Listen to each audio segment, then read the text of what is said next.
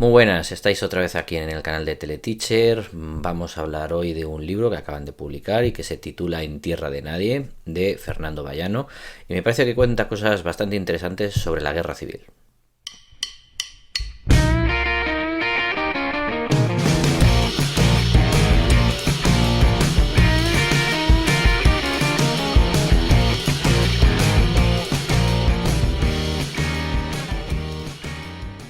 Seguramente hayas oído hablar de un episodio bastante conocido, famoso, de una Navidad al principio de la Primera Guerra Mundial, en la que los contendientes, tanto alemanes por un lado como franceses por otro lado, decidieron parar la guerra y dedicarse unos días, breves días, a celebrar la Navidad con partido de fútbol incluido, intercambio de dulces y galletitas y foto de rigor. Este episodio, que es bastante conocido y que llama la atención a la gente, en plan, oye, pues mira, se estaban matando, pero fueron capaces y tal, no es exclusivo de la Primera Guerra Mundial, y en el libro de Fernando Bayano, En tierra de nadie, se pueden ver cosas parecidas, similares a que ocurrieron en la Guerra Civil Española y que nos demuestran que a fin de cuentas los soldados no son máquinas de matar sin corazón y sin cerebro, que simplemente cumplen órdenes, y que muchas veces el enemigo no está enfrente, sino que muchas veces el enemigo es tu oficial superior. A finales del 38, un médico del ejército republicano escribió en una especie de sus memorias algo así como: ese día previó un acuerdo con los soldados de Franco, los nuestros y ellos han cruzado el río, se han abrazado, condenando la guerra, se han intercambiado algunos periódicos, los nuestros les han dado una botella de champán y ellos una botella de coñac, domec y cigarros. Han charlado unos 10 minutos y cada uno ha regresado a su lugar. En el mando ha habido mucho jaleo porque esto no está permitido. Para nuestra tropa esto ha sido un acontecimiento pues que muestra el deseo que tenemos todos de que la guerra acabe cuanto antes. Y en cambio para los oficiales, cabreo porque esto no está permitido de ninguna manera. Es un ejemplo, uno de tantos de los que salen en el libro y de los que uno puede ver en muchos sitios, como incluso las películas de Berlanga tipo La Vaquilla, en los que los contendientes están atrincherados, cada uno en su sitio, y después de tanto tiempo atrincherados, cada uno en su sitio, pues casi llegas a establecer una relación, no te digo de amistad, pero por lo menos cordial con el del otro lado, que a fin de cuentas es un pringao igual que tú. Es verdad que en el año 36 hay una guerra un poco en parejo con la Primera Guerra Mundial, hay una guerra de movimientos, rápido, una fase de columnas, avances, pero que al final no fructifican y que provocará la guerra civil, porque si hubiera triunfado el golpe de estado, pues lógicamente,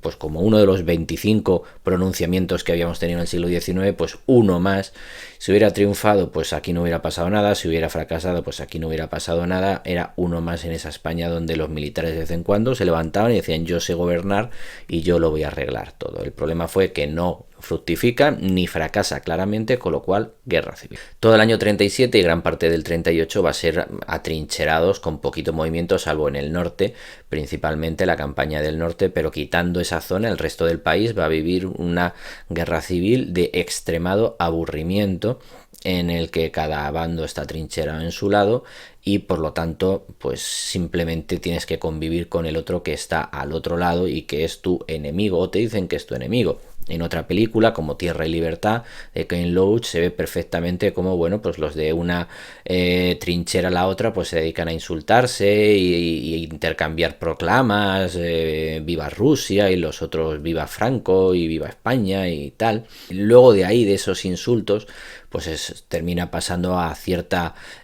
cordialidad, y si hay que cantar una canción que les guste a todos y que ese año lo esté petando en la copla, pues se canta la canción y tal. Es, ya os digo, lo que se puede ver en la película de La Vaquilla, pero se puede ver en la película de Tierra y Libertad, y se puede ver en los escritos de la gente que lo vio, se puede ver en las fotos de los que lo vivieron, y se puede ver en muchísimos sitios. En el mismo libro, por ejemplo, hay unos escritos, unas líneas de un cartero sevillano que pone: yo era cartero en Sevilla, cuando se levantó Queipo de Llano fueron a mi casa y me preguntaron: ¿quieres a España? Sí, contesté, pues venga, me dijeron, y que te está esperando en la cama y en camisón, y de esta manera tan sencilla me vi en un camión y con un fusil en la mano. mano. Es decir, hay un dato que da que es esclarecedor, que de los prácticamente 3 millones de soldados que se calcula que estuvieron implicados en esta guerra civil, solo 250, 300.000 fueron voluntarios, el resto los enrolaron por las bravas. Esto lo cuenta también Arturo Pérez Reverte en su magnífico libro En la línea de fuego, que está centrado en la batalla del Ebro. En un punto imaginario de la batalla del Ebro se describe magníficamente el avance republicano, el frenazo por parte de las tropas nacionales y su vuelta al otro lado del Ebro. Un libro tremendamente recomendable, estupendo y magnífico, y se ve muy bien todo esto que escribe Fernando Vallano y que novela Arturo Pérez Reverte. Él lo dice también como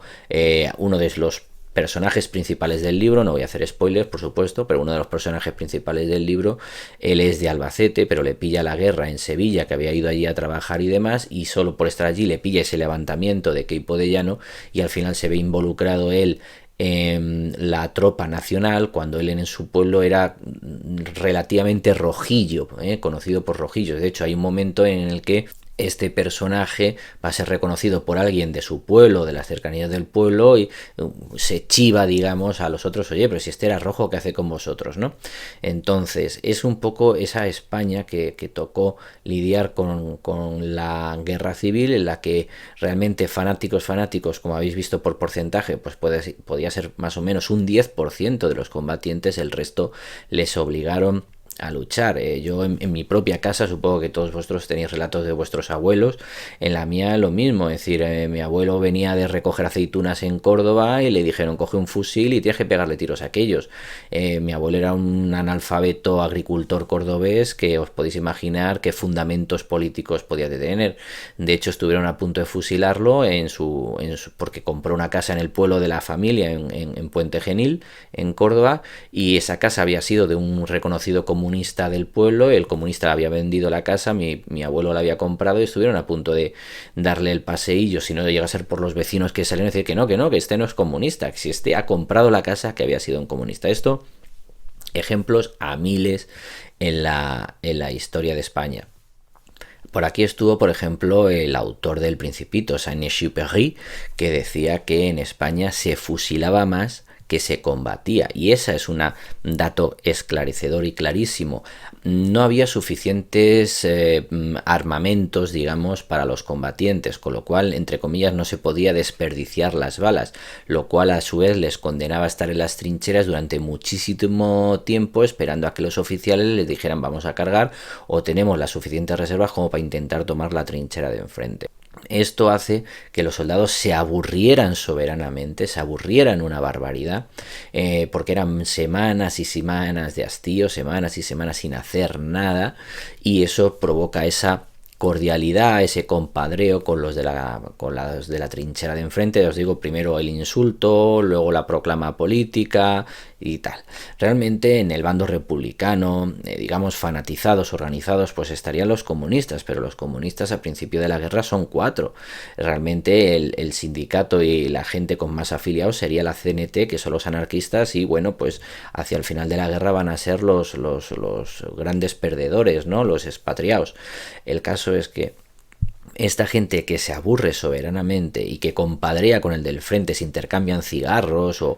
incluso algo de comida, al final van a sufrir las reprimendas por parte de sus oficiales. Por eso lo que os decía al principio del vídeo, muchas veces el enemigo no está enfrente, muchas veces el enemigo es tu oficial directo, que sí que has recibido una ducha de ideología más importante que tú, y lógicamente quiere que su tropa le siga los ideales, tropa que le importa un pimiento, que lo que quiere es volver a su casa con su familia. Y este rollo de compadreo con el enemigo para poder visitar a mi familia, que es que vive a 2 pueblos pero está en tu zona, oye, no me pegues un tiro, ocurría. Eso que nos contaba Miguel Gila en sus monólogos maravillosos, ¿no? De oye, tío, que me vas a dar, es que ocurría. Ese tipo de historias podían ocurrir para permitir que esa gente que es que no les iba nada a la guerra civil pudieran visitar a sus familiares a los que igual hacía 2 años que no veía. Esto que comenta, por ejemplo, el autor del Principito, lo comenta también en su novela Arturo Pérez Reverte, esa figura del comisario político tan temida por todos, mucho, sobre todo, quizá bastante más en el bando republicano, donde ese comisario político que participaba en las cargas, que participaba en las batallas, iba continuamente tomando nota de la gente que veía que no era suficientemente radical, que no era suficientemente comunista y que no era rojo de corazón. De hecho, hay un momento en el libro de Pérez Reverte que al comisario político se le odia mucho más que a los legionarios de enfrente, porque a fin de cuentas los legionarios de enfrente están haciendo lo mismo que tú y no les queda más remedio. El comisario político está ahí viviendo mejor que tú, disfrutando de unos privilegios que tú no tienes y está en tu bando y además continuamente amenazando tu vida. Y terminando con el tema de la convivencia, pues algunos datos curiosos que da este Fernando Vallano en su libro, pues el tema de los sueldos, que estamos hablando de bastante mejores en el bando republicano, de unas 10 pesetas al día más comida, que era una barbaridad para la época, que era mucho más de lo que cobraba un trabajador cualificado, y en el bando nacional pues se sabe que cobra en torno a 3 pesetas y media, es decir, bastante menos. ¿Qué haces con ese dinero que te corresponde por participar en ese bando y que no puedes gastar porque estás en una trinchera durante semanas? Bueno, pues lo habitual dentro de estos soldados era recurrir a la prostitución como medio en el que gastar ese dinero y evadirse de la realidad del frente. Es conocido, público y notorio, los estragos que las enfermedades venéreas hizo en los dos frentes y que provocaba muchísimas bajas, muchísimas. El tema es que incluso los oficiales llegaron a considerarlo automutilación y era severamente sancionado, con lo cual tenías que tener mucho cuidado de a ver qué enfermedad pillabas y demás. Y como cosa curiosa, pues dentro del bando nacional los soldados marroquíes pues no querían prostitutas cristianas y entonces se hacían traer prostitutas desde Marruecos, e incluso esas mujeres venían en avión para dar sus servicios a estos soldados marroquíes y les pedían una cosa que necesitaban mucho, que era una especie de hachís suave, light, digamos, que les gustaba fumar, y estas mujeres volaban a España con el petate. A veces en esos aviones sumaban los petates y podían salirte 50 kilos de esa especie de hachís suave, light, que les gustaba tanto fumar a los regulares de Franco. Y terminamos comentando que si todo el mundo se aburría, pues imaginaros los reporteros y los periodistas que fueron a comentar esta magna guerra, en la que todo el mundo estaba claro que esto no era más que el prólogo de lo que iba a venir después. Todo el mundo sabía que iba a haber guantazos en Europa, esto simplemente era el calentamiento. Y un ejemplo de esto que os digo, de que no se tomaban demasiado en serio igual el tema o simplemente como se aburrían, pues tenemos esas fotos míticas, claramente preparadas, claramente propagandísticas, que hacían los periodistas, que a ellos les servía como currículum y para hacerse famoso. Que os voy a contar de la foto de Robert Capa con el miliciano abatido, que es evidente, oye, que qué casualidad, que qué bien enfocada, que qué bien centrada y qué bien tal está hecha por Robert Capa. Y una foto también propagandística que se hizo la pasionaria cavando una trinchera. O sea, este tipo de cosas solo ocurren en un contexto de una guerra, que es verdad que ocurre, en el que muere gente, pero que también es verdad que es una guerra en el que la gente se aburre soberanamente y tiende a ese compadreo y entender que el otro igual está allí simplemente porque ha tenido la mala suerte de, cuando volvía del campo, pues le dijeron coge un fusil y pega tiros al de allí. Ya os digo, tenéis las dos formas de entender esto o de ver esto. Si queréis por la vía histórica, el libro de Fernando Vallano, Tierra de Nadie. Si queréis la parte de la novela, ya lo sabéis, mi idolatrado Arturo Pérez Reverte con su libro En la línea de fuego. Hay una tercera vía que siempre recomendamos en este canal, que es nuestro Dios,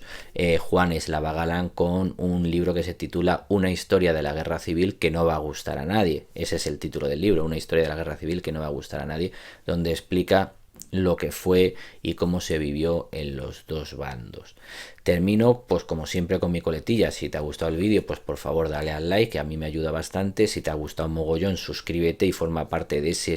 privilegiado 2% de los suscritos que ven mis vídeos y les suena una campanita y les avisa de que hay vídeo nuevo. Y si ya te ha petado el vídeo y es lo mejor que has visto en tu vida, pues ya sabes, compártelo por Instagram, compártelo por WhatsApp, póntelo de estado, como tú veas. Cuantos más seamos, pues mejor para todos. No me enrollo más, nos vemos la semana que viene.